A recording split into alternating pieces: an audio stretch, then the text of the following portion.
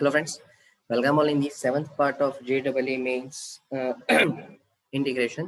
Last session ની અંદર આપણે definite integration ની વાત કરી, right? So આજે પણ definite integration ની જ વાત કરીશું અને એમાં કંઈક નવા point કે નવા topic ની સાથે ચર્ચા પણ કરતા જઈશું. ઓકે, સો આજનું સેશન સ્ટાર્ટ કરીએ.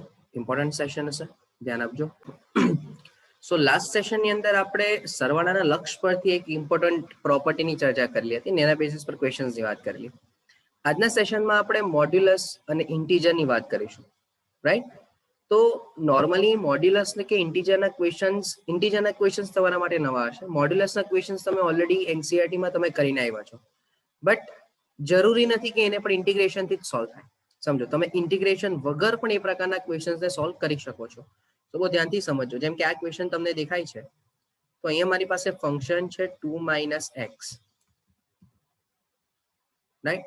હવે જ્યારે 2 - x હોય ને મોડ્યુલસ છે એટલે તમને ખ્યાલ આવી જશે કે હવે તમારો આન્સર બે પાર્ટ પર ડિવાઈડ થશે, 0 થી લઈને 2 પર, એક્ઝેક્ટલી 2 પર, અને 2 થી લઈને 3 પર.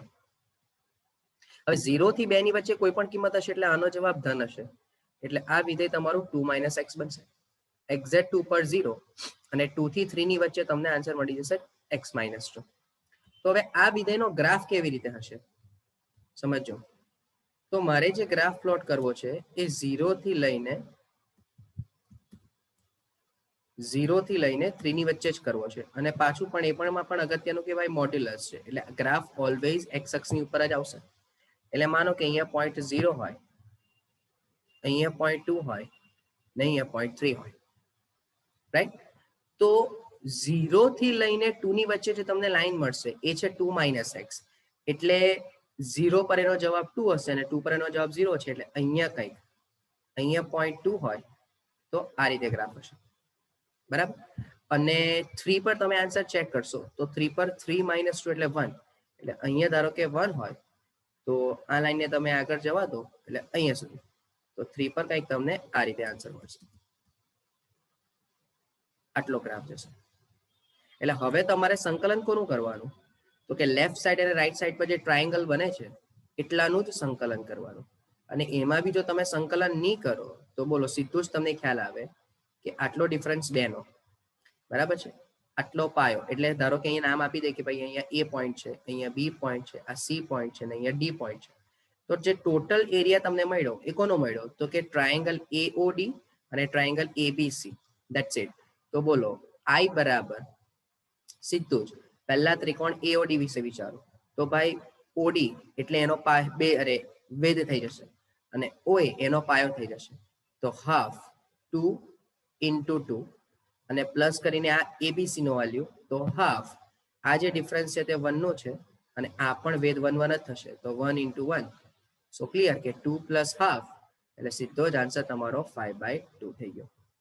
સમજો, એટલે ઓપ્શન નંબર બી.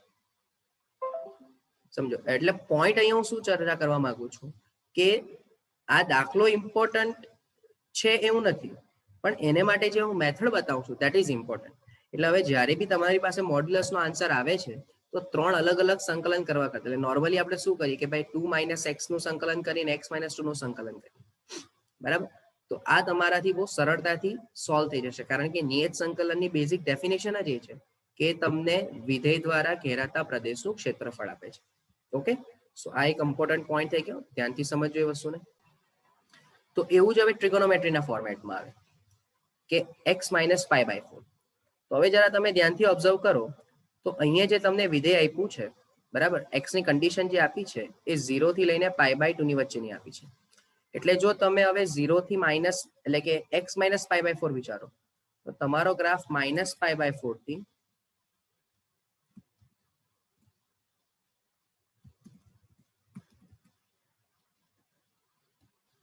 π/4 ની વચ્ચેનો આવશે, બરાબર? એટલે આ જે x - π/4 છે, જે ખૂણો છે તમારો, બરાબર, એ કોની વચ્ચે આવ્યો? -π/4 થી π/4 ની વચ્ચે આવ્યો. હવે આ વસ્તુ તમને ક્યારે ખબર પડે? જો ડાયરેક્ટ ખબર પડી જશે, સમજો બે ઓપ્શન છે આમાં, તમે x - π/4 બરાબર થીટા આદેશ લઈને પણ કરી શકશો, બરાબર? અને જો એ થીટા આદેશ નહીં લેવો હોય તો આના પરથી પણ તમને સમજમાં આવે કે -π/4 થી π/4 એટલે કયું ચરણ થયું? તો કે -π/4 થી 0 એટલે આ તમારું ચોથું ચરણ થયું અને 0 થી π/4 એટલે આ તમારું પહેલું ચરણ થયું. સમજો એટલે તમારો જે બી આ x - π/4 વાળો જે બી ગ્રાફ હશે સાઇન નો, એ ગ્રાફ કેવી રીતે બિહેવ કરશે બહુ ધ્યાનથી સમજો કે x ની કિંમત તો 0 થી π/4 π/2 માં જ છે એટલે જે બી ગ્રાફ બનશે તમારો, જે પણ ગ્રાફ બનશે એ ક્યાં બનશે 0 થી લઈને π/2 માં જ બનશે. પણ એને લીધે જે આ અંદરનું વિધેય છે ખૂણો જે છે x - π/4 એ કયા ઇન્ટરવલમાં આવ્યું -π/4 થી π/4 માં. એટલે જ્યારે હું ગ્રાફ બનાવીશ બહુ ધ્યાનથી સમજો, જ્યારે હું ગ્રાફ બનાવીશ તો ગ્રાફ તો હું 0 થી લઈને π/2 માં જ બનાવીશ, પણ મારું ધ્યાન શું હશે કે જે જવાબ -π/4 આગળ મળે છે એ જવાબ મને 0 આગળ મળશે. તો જો હું સમજાવું શું કહેવા માંગુ છું તે, તમે ધારો કે તમારું જે વિધેય છે sin x - π/4 એમાં 0 મૂકો તો x બરાબર 0 મૂકવાથી મને sin -π/4 મળ્યું. જુઓ બરાબર. હવે sin -π/4 નો જવાબ -1/√2 થાય, પણ એ માનાંકમાં જ છે એટલે ધન થઈ જશે. બરાબર. એટલે અહીંયા ધારો કે આપણી પાસે -1 +1/√2 એટલે અહીંયા કશે પોઈન્ટ હોય, સમજો અહીંયા 1/√2 હોય. ચાલો હવે તમે વિચારો કે ધીરે ધીરે તમે 0 થી આગળ જતા ગયા, એક્ઝેક્ટ π/4 પર આવ્યા તો π/4 પર તમને આન્સર 0 મળશે એટલે અહીંયા π/4 થઈ ગયો. ઓકે, એટલે 0 થી લઈને π/4 પર આન્સર 0 એટલે તમને કઈ ગ્રાફ આ રીતે મળશે. અને હવે જેવું તમે π/4 થી આગળ જાઓ તો π/2 મૂકો તમે એટલે પાછો જવાબ π/4 અને એને પર પાછો આન્સર તમને 1/√2. એટલે કહેવાનો મીનિંગ શું થયો મારો કે આ પણ તમને એક સિમેટ્રિક શેપ મળ્યો. સમજો, અને સિમેટ્રિક શેપ મળશે એટલે તમારે સંકલન તો ખાલી એકનું જ કરવાનું. કોનું? આટલું સંકલન કરી લો એટલે બે જવાબ મળે બેઝિકલી, લેફ્ટ સાઈડ પણ મળે અને રાઈટ સાઈડ પણ મળે. પણ તમે જો લેફ્ટ સાઈડનું સંકલન તમે વિચારતા હોય તો લેફ્ટ સાઈડનું સંકલન તમે વિચારો એટલે કે 0 થી π/4. પણ ખાસ ધ્યાન, એટલે અહીંયા હું લખી જ દઉં કે ભાઈ i બરાબર 0 થી π/2 માનાંકમાં sin x - π/4 dx હોય તો એને તમે 2 ટાઈમ્સ 0 થી π/4. હવે ખાલી સમજવાનું એ જ છે કે જો 0 થી π/4 હશે તો આ જે વિધેય છે એ કેવું આપશે? જવાબ ઋણ આપશે. એટલે માનાંક દૂર કરું તો મારે -sin x - π/4 લખવું પડશે. બરાબર. અને હવે તમે સંકલન વિચારો તો સાઇન નું સંકલન માઇનસ cos એટલે minus minus plus cos x - π/4 અને લિમિટ 0 થી લઈને π/4 ની તો 2 ઇન્ટુ ચલો cos π/4 - π/4 એટલે 0 અને અહીંયા cos 0 - π/4 એટલે cos - π/4. પણ હવે આપણને બધાને જ ખબર છે કે ભાઈ cos તો કેવું વિધેય થઈ ગયું? યુગ્મ વિધેય થઈ ગયું. બરાબર. અને જો cos યુગ્મ વિધેય થયું હોય તો અહીંયા 1 અને અહીંયા -1/√2. therefore final answer i બરાબર 2 - √2. આ તમારો ફાઇનલ આન્સર થઈ જશે. Right, 2 - √2 that is b. બરાબર. એટલે ગ્રાફ તમને જો સમજમાં આવી જાય ને તો બે વખત સંકલન કરવાની જરૂર નહીં પડે અને આ બધા ક્વેશ્ચન્સ ભાઈ બહુ ક્વિક થઈ જાય. સમજો, એટલે બે વખતના સંકલન કરો, ડિવાઈડ કરો, એ બધું કરવાની તમને જરૂર પડવાની નથી. આ જે મેં લિમિટ લીધી છે ફરીથી સમજો, એ કોના સંદર્ભમાં લીધી? x - π/4 ના સંદર્ભમાં. પણ ગ્રાફ તો તમારો કોના સંદર્ભમાં જશે? 0 થી π/2 ના જ સંદર્ભમાં જશે. ઓકે, હવે આની અંદર પણ તમે ઓબ્ઝર્વ કરો તો તમારી પાસે જે વિધેય આપ્યું છે f of θ એ sin ક્યુબ θ આપ્યું છે માનાંકમાં. બરાબર. પણ હવે તમે અહીંયા ધ્યાનથી ઓબ્ઝર્વ કરો તો f of 2π - θ કરું હું, બરાબર, તો માનાંકમાં sin ક્યુબ 2π - θ એટલે જવાબ તો માનાંકમાં sin ક્યુબ θ જ આવશે. એટલે સૌથી પહેલો નિયમ કે જો f of twice a minus x equals to f of x હોય તો આ જે ઇન્ટિગ્રેશન છે એને તમે 2 ટાઈમ્સ 0 થી π બરાબર માનાંકમાં sin ક્યુબ θ લખી શકશો dθ. પેલી જે બહુ ઇમ્પોર્ટન્ટ એક પ્રોપર્ટી આપણે હતી નિયત સંકલનની તેની મેં ચર્ચા કરી. બરાબર. હું પાછું એક વખત લખી દઉં કઈ પ્રોપર્ટી આપણે જે ઉપર અહીંયા જે પ્રોપર્ટી વાપરી છે તે કઈ વાપરી છે કે ભાઈ 0 થી 2 કદાચ આ કોઈકને ધ્યાન નહીં હોય તો એને માટે હું કહી દઉં છું બરાબર, એફ ઓફ એક્સ ડીએક્સ હોય તો એને તમે 0 થી 2a f of 2a minus x dx ના અકોર્ડિંગ 2 ટાઈમ્સ 0 થી a એફ એક્સ ડીએક્સ લખતા હતા. ક્યારે? જ્યારે F of 2a minus x is equals to f x હતું. બરાબર છે, તો એના અકોર્ડિંગ તમને આ આન્સર મળી ગયો. હવે તમે પાછી એ જ પ્રોપર્ટી અહીંયા પણ વાપરો. સમજો તો sign cube pi minus theta એટલે તો સાઇન થીટા થઈ ગયું. તો અહીંયા પણ તમે ઓલરેડી જે 2 ટાઈમ્સ છે તમારી પાસે, સમજો ઓલરેડી જે 2 છે એની સાથે પાછો 2 એટલે 4 ટાઈમ્સ 0 થી પાઈ બાય 2 માનાંકમાં સાઇન ક્યુબ થીટા લખી જ શકશો તમે. હવે તમે ચેક કરો કે 0 થી પાઈ બાય 2 માં તો સાઇન ધન જ કહેવાય, એટલે માનાંકને કેન્સલ કરીને સીધું જ સાઇન ક્યુબ થીટા પણ લખી શકાય. અને હવે તમે બોલો લેમિસ થિયરમ જે લાસ્ટ સેશનમાં આપણે ચર્ચા કરેલી કે જો 0 થી પાઈ બાય 2 ની લિમિટ હોય અને સાઇનની n ઘાત હોય તો ઉપર 3 માઇનસ 1 છેદમાં 3 અને 3 માઇનસ 2 ઇન્ટુ 1, કારણ કે n ની કિંમત ઓડ છે તો તમારો અહીંયા જવાબ 4 માઇનસ 3 એટલે 2, 4 ઇન્ટુ 2 8 અપોન 3 થઈ ગયો. રાઈટ, એટલે જો હવે આપ જે પ્રોપર્ટીઝ છે અહીંયા મેં કયો થિયરમ વાપરો ભાઈ? લેમિસ થિયરમ વાપરો. રાઈટ, તો તમારો ઘણો બધો ટાઈમ આમાં બચી જાય છે. ઓકે, સો હોપ કે આ પણ ક્વેશ્ચન સમજમાં આવ્યો હોય. ચાલો, હવે જે ક્વેશ્ચન્સ છે તે ભાઈ ઇન્ટીજર વાળા ક્વેશ્ચન્સ આવશે. જોજો કે ભાઈ ઇન્ટીજર ઓફ એક્સ હોય, કરવાનું કંઈ જ નથી. આ બહુ સિમ્પલ મેં એક કન્સેપ્ટ લીધો છે કે જેમાં તમને બહુ ઇઝીલી સમજમાં આવી જાય. હવે જ્યારે પણ ઇન્ટીજર આવે એટલે તમે એનો ગ્રાફ પ્લોટ કરવો ઇટ ઇઝ વેરી ડિફિકલ્ટ. તો તમારે શું કરવાનું? તો કે તમને જે એક્સ ની લિમિટ આપી છે, બરાબર, એ લિમિટમાં કેટલા ઇન્ટિગ્રલ પાર્ટ આવે છે એને સેપરેટ કરી દો. તો 0 થી 2 માં એક જ પોઈન્ટ ઇન્ટિગ્રલ આવે, કયો? તો કે 0 થી લઈને 1 તથા 1 થી લઈને 2.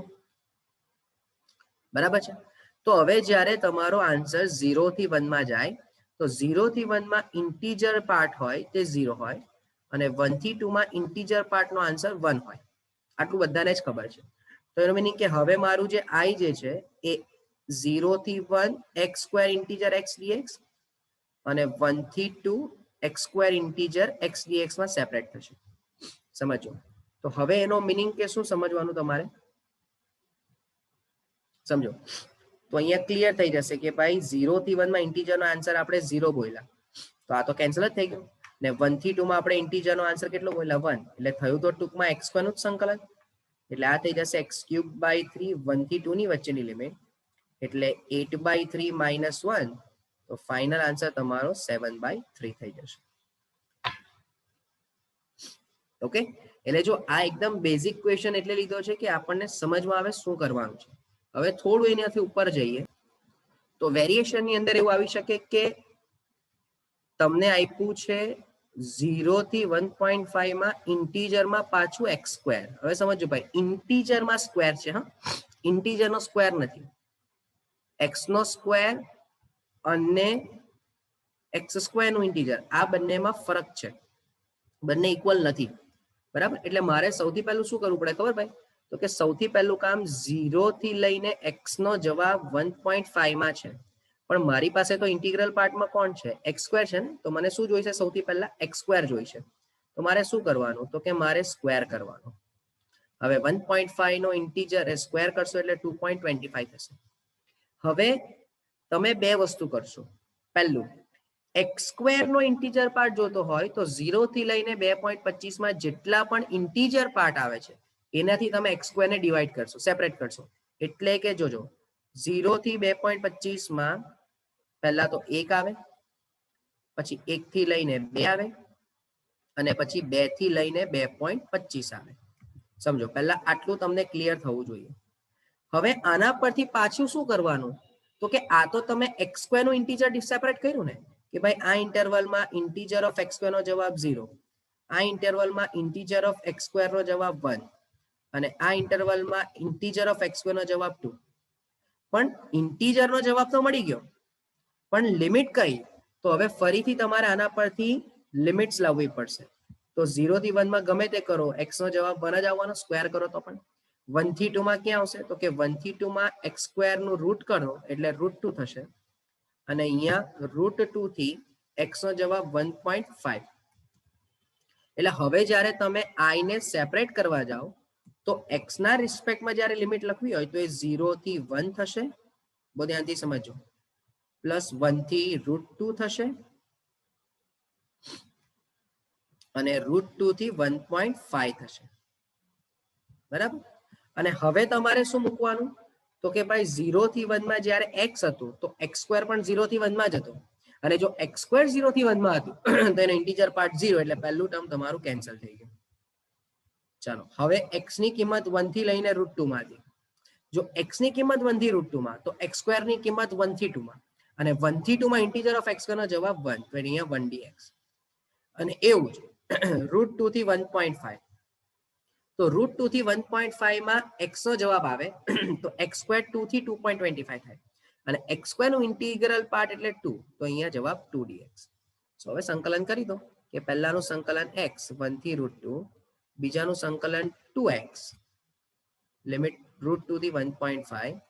સો અહીંયા √2 - 1 પ્લસ 2 into 1.5 અને -2 √2 તો -1 પ્લસ ચલો આ 2 into 1.5 એટલે 3 અને -√2 તો ફાઇનલ આન્સર તમારો આવી જશે કે ભાઈ 2 - √2. આ તમારો ફાઇનલ આન્સર થયો. Okay, that is 2 - √2. સો અહીંયા પણ તમારા માટે સમજવાનું શું હતું કે ઇન્ટિગ્રલ પાર્ટ આવશે તો તમે શું કરશો. બરાબર છે. એટલે આની અંદર હવે આપણે મોડ્યુલસને રિલેટેડ ક્વેશ્ચન્સ જોયા અને સાથે સાથે ઇન્ટિજરને રિલેટેડ પણ ક્વેશ્ચન્સની વાત કરી. હજુ નેક્સ્ટ સેશનની અંદર આપણે મોડ્યુલસને રિલેટેડ, ફ્રેક્શનલ પાર્ટ અને પીરિયડિક ફંક્શનને રિલેટેડ આપણે કેટલાક ક્વેશ્ચનની ચર્ચા કરીશું. Okay, so that's it from my side.